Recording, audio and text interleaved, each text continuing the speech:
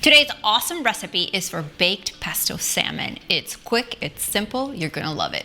I'm gonna make sure to have all the ingredients and measurements right below this video, but since it's just us cooking today, I'm only doing 2 pieces of salmon. Now you wanna start out with either fresh or thawed salmon. You don't want it frozen, okay? And we're gonna take a paper towel and pat dry and absorb any excess moisture. That's so our pesto sauce can adhere to the salmon and be really, really delicious. I'm also going to season the salmon with a little bit of salt and some pepper.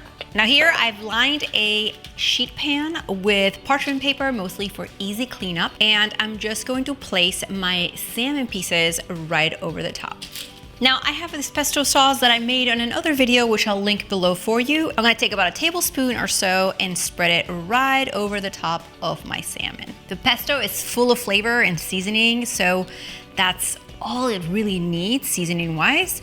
And some more on the other one. I also have some cherry tomatoes here that I'm going to roast at the same time as my salmon, so I have more substance and some veggies to serve at the same time.